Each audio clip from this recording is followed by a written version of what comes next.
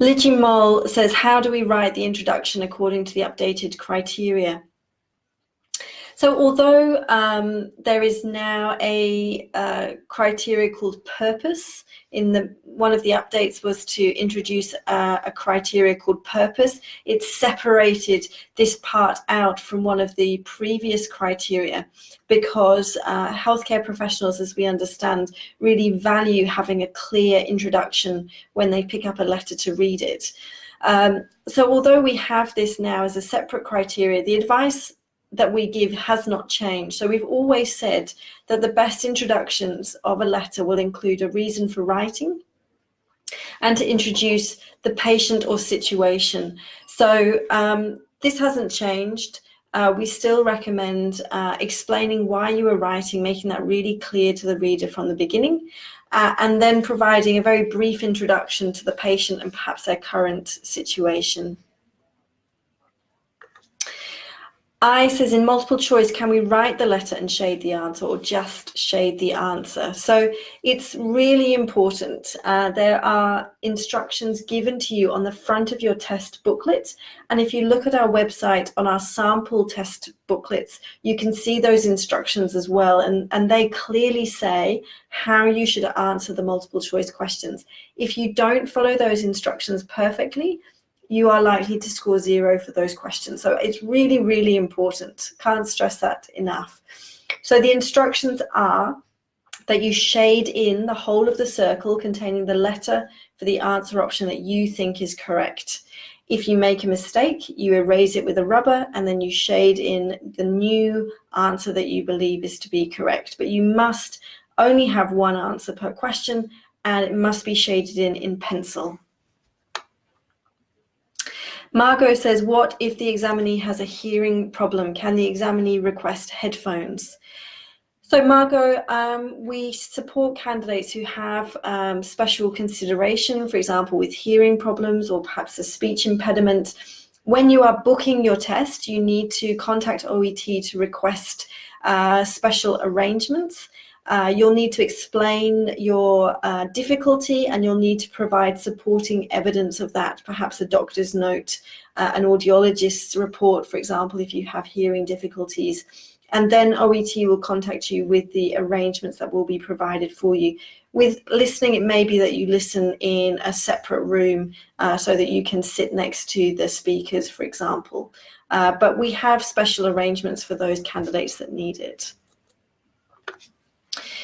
Saru says, I request home visits to continue physiotherapy,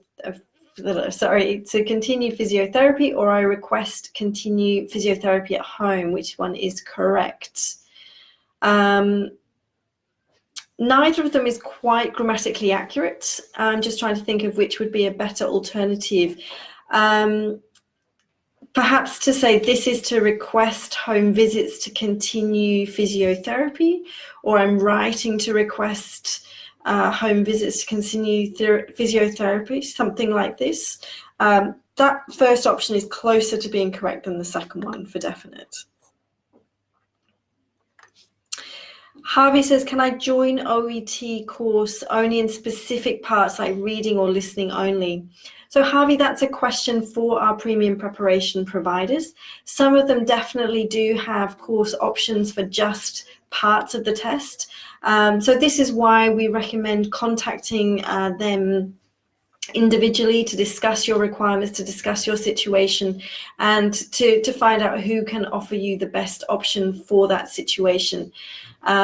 What we're actually starting from this evening is a week of promotion of our premium providers. The first part will be a blog post to talk about how to choose correct preparation and to make the best choice when it comes to that provider. But then coming after that, every day there will be a promotional video from one of our preparation providers. So look out for those. It will be a really good option. Kimura says, for admission to emergency department for serious illness, should I write the last visit first and the former visits later? So Kimura, this is a common question that we get asked. And again, I'm going to recommend that you put yourself in the reader's shoes and imagine if you're receiving a letter which is detailing an emergency situation, which information would you be most interested in reading about first? Would you want to know something that perhaps was happening 6 months ago and maybe now out of date compared to what's happening right now? Or would you want to know what is currently happening? What's the most recent medication the patient's been provided? What are their most recent symptoms? My suggestion would be that that last information is what they really need to know, because as I mentioned, some of that earlier information may no longer be relevant because of how the condition has deteriorated. So think carefully about what information the reader wants and which order they want it in. Abdul says, if you write around 230 to 250, what effect will there be on the score? So Abdul, you're likely to receive a reduced score for conciseness and clarity because this criteria requires you to provide an effective summary of the situation to the reader and omit irrelevant information.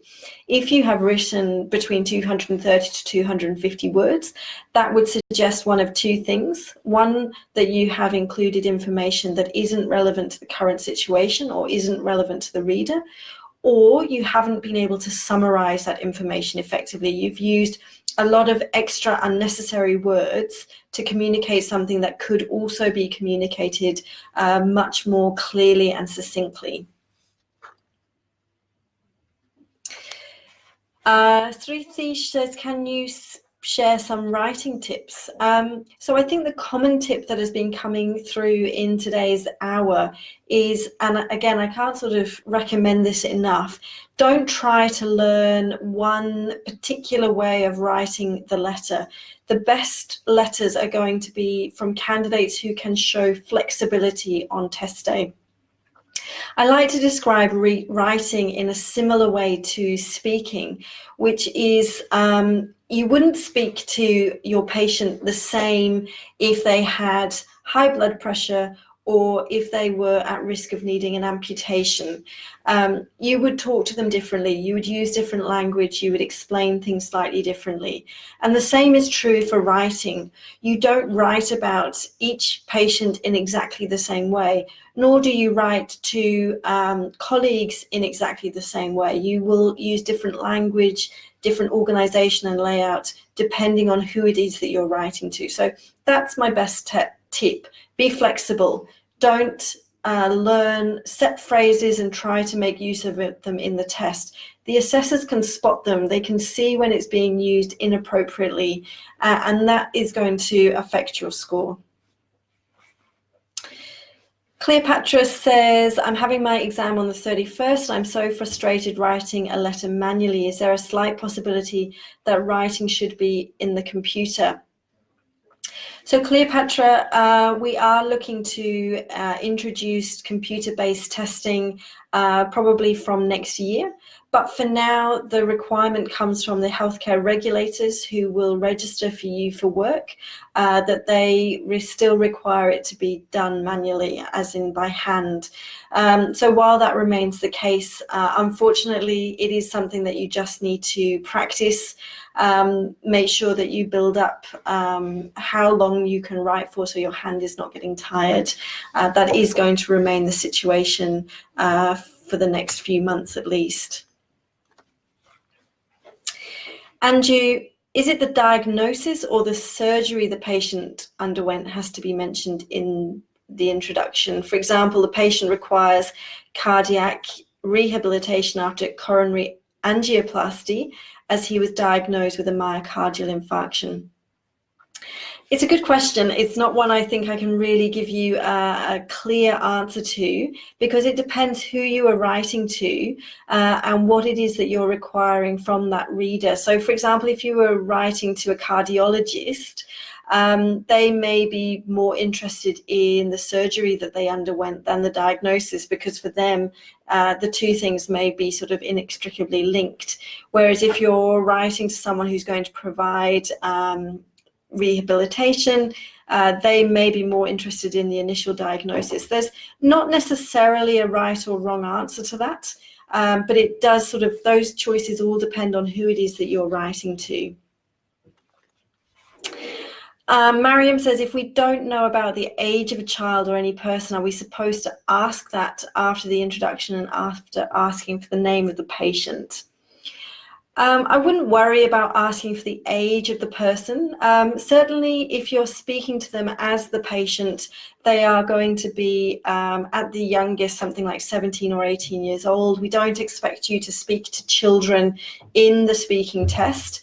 If the patient is a young child, then the speaking test will be to speak to their parent about their healthcare situation rather than speaking to the child themselves. So I'm not sure I would see any need to ask about the age. And as I mentioned earlier, when I had a similar question about asking about the patient's name, this isn't something I would spend very long doing. It's much more important to get started on the tasks.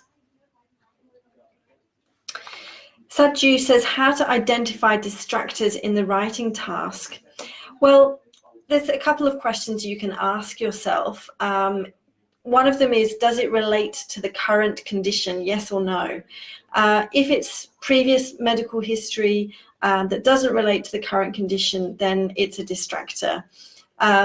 Equally, if it's social information, but it doesn't have any relevance to the current situation, then that is a distractor.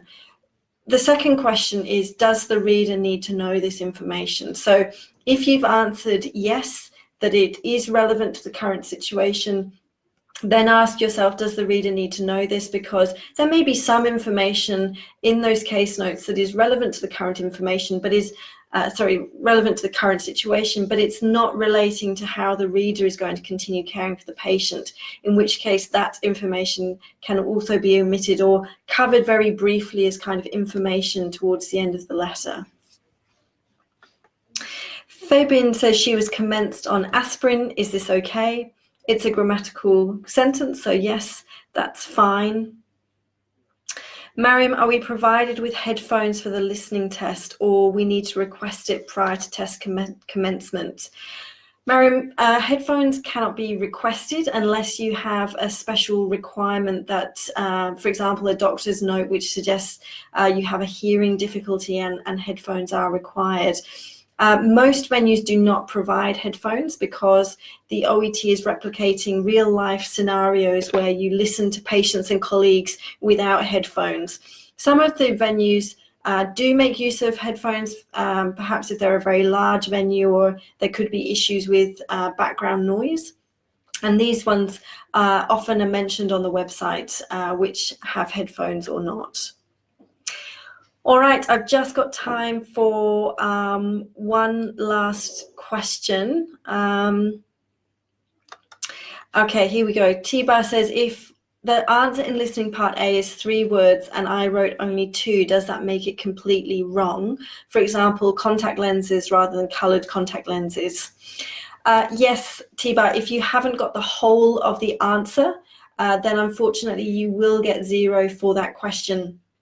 And when I say the whole of the answer, if you have a look at one of our sample listening tests and the answer key, you will see that there will be some words in the answer key in brackets. Any words provided in brackets are optional. If the candidate has written them down, that's fine. If they haven't written them down, that's equally fine. But any words which are not in brackets on that answer key must be included on your answer paper for you to get the mark for that question. That's been a great session. Thank you very much. I've really enjoyed having a variety of questions coming in from you on all of the different skills. Hopefully that's answered a lot of your questions. If not, I will be back next week with one more session before the August 31 test date. In the meantime, if I didn't manage to answer your question, send us a message through our Facebook page, and we will get back to those questions as soon as we can. Coming up later in the week, there will be another prep hour with Steve, which is going to focus on the writing test. He's going to be looking at how to make a decision for these